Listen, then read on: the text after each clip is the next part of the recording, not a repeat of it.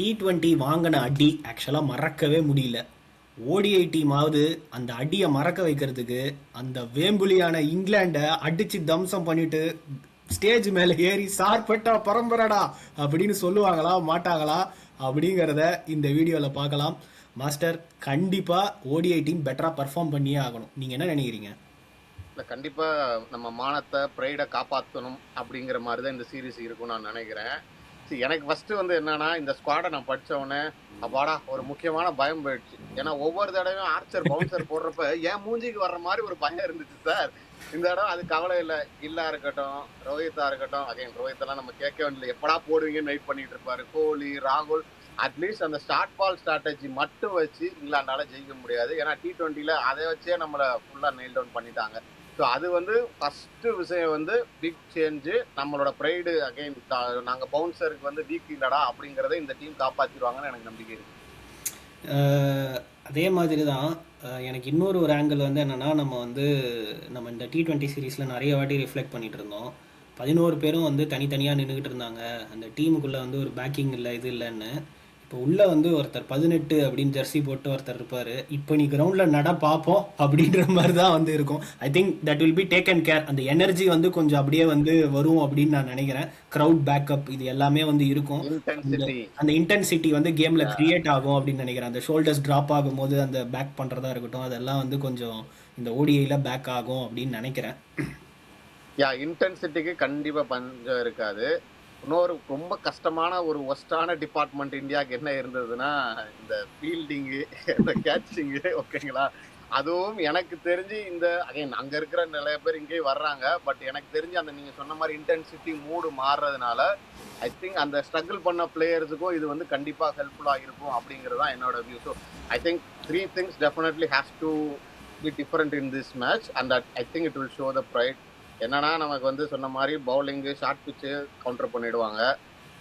Intensity வந்துடும். அதுக்கப்புறம் கண்டிப்பாக கேட்சிங்கு, ஃபீல்டிங்கு பெட்டராக தான் இருக்குன்றது நம்பிக்கை. இன்னொன்னையும் சேர்த்துக்கோங்க, இந்த கண்டிஷன்ஸை ரீட் பண்ணி மாஸ்டர் பண்ணுறது. ஏன்னா எக்ஸ்பீரியன்ஸில் அது கொஞ்சம் அவங்க பெட்டராக தான் கண்டிப்பாக பண்ணுவாங்க அப்படின்னு நம்ம எதிர்பார்க்கலாம். ஏன்னா இப்போ நம்ம T20யில் அடி வாங்கினது relatively very very very young side.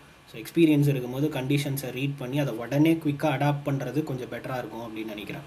அப்படின்னா என்ன சொல்றீங்கன்னா, ஒரே மாதிரி சுத்திக்கிட்டே இருக்க மாட்டாங்க, பிச்சை ரீட் பண்ணுவாங்கிறத சொல்றீங்க. அதுவும் ஓடியை 50 ஓவர்ஸ் பேட்டிங் பண்றதுங்கிறப்ப அதையும் மானத்தை காப்பாத்திடுவாங்கன்னு சொல்றீங்க. சரி, பேசிக்கா நம்ம பேட்டிங்கு பிளஸ் டிசிப்ளின்ல கான்ஃபிடன்ஸ் இருக்கு. எனக்கு பும்ராவே வந்தாலும் பவுலிங் மேல அதே அளவுக்கு உங்களுக்கு நம்பிக்கை இருக்கா? ப்ரைடை காப்பாத்திடுவாங்கிற அளவுக்கு பவுலிங்ல நம்பிக்கை இருக்கா? ஏன்னா உங்களுக்கு ஏன் இப்படி தோணுதுன்னா, உங்களுக்கு பும்ரா இந்த ஒரு சைடில் இருக்காரு, இன்னொரு சைடில் சொல்லிக்கிற மாதிரி பவுலர் ஹர்ஷதீப் சிங் தான் இருக்காரு. அதுவும் அவர் 4 ஓவர் போடும் போதே முதல் ஓவர் தான் அடி நல்லா போடுறாரு, அடுத்த 3 ஓவர் அடி வாங்குறாருன்னும் போது உங்களுக்கு அப்படி தோணுது. பவுலிங் கம்பேரிட்டிவ்லி வீக்காக தான் இருக்குது. இந்தியா இந்த சீரீஸில் போகும்போது பேட்டிங் ஸ்ட்ரென்த்தோடு தான் போகிறாங்க. நான் என்ன நினைக்கிறேன்னா, அந்த 5th பவுலர் குல்தீப் யாதவோ இல்லை அந்த ஒரு பார்ட் டைமர் எடுத்துகிட்டு வராங்க, அந்த ஷெக்டேவோ, இவங்க யார் எப்படி சப்போர்ட் பண்ணுறாங்க, அதாவது மீதி இருக்க 3 பவுலருக்கு அப்படிங்கிறத பொறுத்து தான் இந்தியன் டீமோட பவுலிங் பர்ஃபார்மன்ஸ் டிட்டர்மைன் ஆகும்னு நான் நினைக்கிறேன். இஃப் குல்தீப் யாதவோ இல்லை அந்த 5th பவுலரோ செம்ம அடி வாங்கினாங்கன்னா ஐ திங்க் ஜஸ்பிரீத் பும்ராவே இருந்தாலுமே நம்ம ரொம்ப கஷ்டப்படுவோம். எனக்கு ஒரே ஒரு விஷயம் பார்க்கணும்னு ஆசைப்படுறேன், ஓகேங்களா. அகைன் இந்த ப்ரைட் ஆங்கிள் நான் யோசிக்கிறப்ப எனக்கு குர்னூரை 11ல எடுத்து he has to utilize that bounce மூஞ்சில போடணும். எனக்கு தெரிஞ்சு இப்போ T20ல இந்தியா பவுன்சரை ட்ரை பண்ணாலும் அவங்களுக்கு அந்த பேஸ், அந்த குயிக்னஸ் இல்லை. பிரசித் கிருஷ்ணா ஓரளவுக்கு ட்ரை பண்ணாரு, மூஞ்சில போட்டு அவங்கள எக்ஸ்ப்ளாய்ட் பண்றதோ அந்த ஆங்கிள் நான் எனக்கு பார்க்கணுங்கிறது. அப்பதான் எனக்கு என்ன சொல்றது, இங்க போன மானம் அங்க நீங்களும் வீக் தான் அப்படிங்கிற ஒரு இது. ஆமா, ஸ்லிப்ல நின்னுட்டு ஹாரி ப்ரூக் கிட்ட நவ் கமான் மேன் அப்படின்ற மாதிரி அவங்க கிட்ட நம்ம பேக்கப் கொடுக்கணும். இப்போ முடிஞ்ச அடி அப்படின்னு 145 150ல கன்சிஸ்டன்ஸா லேண்ட் பண்ணோம்னா, இப்போ நீ இறங்கி சுத்துவல்ல அந்த மாதிரி சுத்து அப்படின்ற மாதிரி நமக்கு இருக்கணும். பார்ப்போம். It will be an very interesting tour for Gurnoor Brar. அவரோட ஹைட்டு அப்புறம் பிச்சர்ஸ் எல்லாத்தையுமே யூட்டிலைஸ் பண்ணிப்பாரு அப்படின்னு நினைக்கிறேன். இப்போ கொஞ்சம் அவங்க பயப்படவும் செய்வாங்கல்ல, ஃபாஸ்ட் ரா பவுன்ஸ் இருக்கிற பிச்சு கொடுக்குறது கொஞ்சம் பயப்படுவாங்க. ஏன்னா அவங்களுக்கு பும்ரா வந்துடுறாரு, குர்னூர் இருக்காரு, ஐ திங்க் பிரசித் கிருஷ்ணாவும் இருக்காருன்னு நினைக்கிறேன். At least it will make them think இல்லைங்களா. ஸோ ஐ திங்க் குருநார் வந்து எனக்கு ரொம்ப முக்கியம். குருநாருக்கு ஈக்குவலா இன்னொருத்தவரோட ப்ரைடு வந்து ரொம்ப ரொம்ப ரொம்ப ரொம்ப அடி வாங்கியிருக்கு, அதை காப்பாற்றணும். நம்மளோட கேப்டன் டு வைஸ் கேப்டன். எனக்கு தெரிஞ்ச இந்த சீரீஸ் வந்து அவரோட again he is like a fiery character இல்லைங்களா. எனக்கு தெரிஞ்சு இதுதான் வந்து அவருக்கு right chance to show his ப்ரைடுங்கிறது எனக்கு தோணுது. இந்த சீரீஸ் அவர் பெர்ஃபார்ம் பண்ணல அப்படின்னு சொன்னா எனக்கு தெரிஞ்சு ரொம்ப கொஸ்டின் மார்க்ஸ் திரும்ப ரைஸ் ஆயிடும்.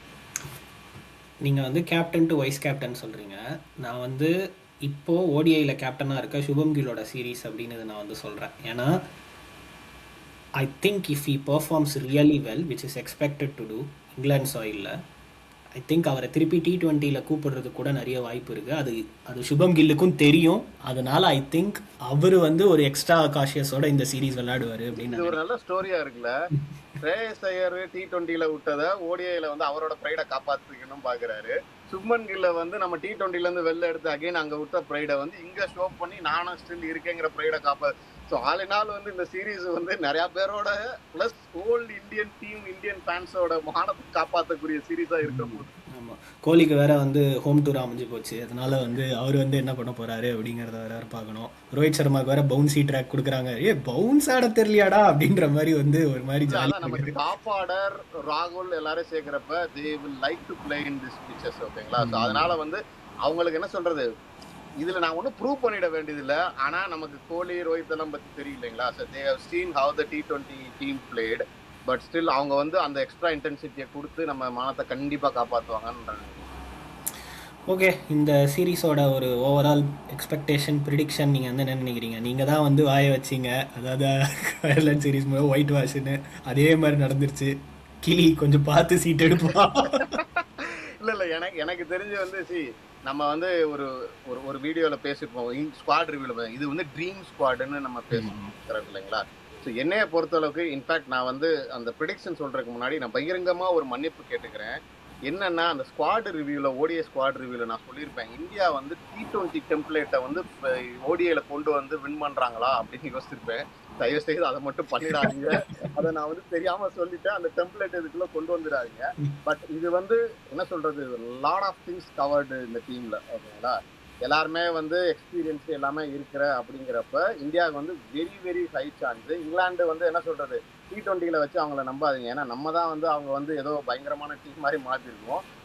என்னைய பொறுத்தளவுக்கு 3-0 ஆனாலும் நான் ஆச்சரியப்படுறதுக்கு இல்லை. இந்தியாவின் இல்லை, ஐம் ஆல்சோ கோயிங் வித் 3-0. நான் வந்து யோசித்தேன் இந்த பவுலிங் வந்து கொஞ்சம் வீக்காக இருக்கே அப்படின்னு. அப்போ தான் வந்து நமக்கு வந்து இங்கிலாண்டோட பிளேயிங் 11 எடுத்து பார்த்தேன். எல்லாருமே T20 இதுலேருந்து வரீங்களா அப்படின்ட்டு. 20 ஓவர்ன்னும் போது கதை வேறு, 50 ஓவர்ன்னும் போது இது ஏன் கோட்டடி எங்கள் ஏரியா அப்படின்ற மாதிரி தான் நம்ம பசங்க சொல்லுவாங்கன்னு நான் நினைக்கிறேன். கான்ஃபிடென்ட்டாக தான் வந்து சொல்கிறேன் இதை. ஐ திங்க் 3-0 இந்தியா பாசிபிள் அப்படின்னு தான் நானுமே நினைக்கிறேன். பிளேயர் ஆஃப் த சீரீஸ் யார் வேணும் அப்படிங்கிறது Jasprit Bumrah. Okay, I will go with captain Shubman Gill. Okay, form of his லைஃப்ல இருக்காருன்னு நினைக்கிறீங்க? ஏன்னா வந்து ஒரு செம்ம ஃபென்டாஸ்டிக் ஒரு ஐபிஎல்லேருந்து வராரு. திங்க் இங்கிலாண்டில் வந்து அவருக்குமே விளையாடுறதுக்கு ரொம்ப பிடிக்கும். லாஸ்ட்டு சம்மரில் காமிச்சார். ஸோ அதை கண்டினியூ பண்ணுவார் அப்படின்னு நினைக்கிறேன். அதே மாதிரி நான் சொன்ன அந்த T20 ஆங்கிளும் அவர் மைண்டில் ஓடிக்கிட்டு இருக்கோம். ஸோ அதனால் வந்து அவர் தான் அப்படின்னு நினைக்கிறேன். ஓகே, நாங்கள் வந்து 3-0. அப்புறம் வந்து நான் வந்து சுபன் கில்லை வந்து பிக் பண்ணியிருக்கேன். மாஸ்டர் வந்து ஜஸ்பிரீத் பும்ரா பிக் பண்ணி அந்த ப்ரைடை கொண்டு வந்துருவோம் அப்படிங்கிறதையும் நம்புகிறோம். இதில் உங்களோட தாட்ஸ் என்ன அப்படிங்கிறத வந்து கமெண்ட் செக்ஷனில் சொல்லுங்கள். Until meet you next video. Signing off Vikram and master. Thank you.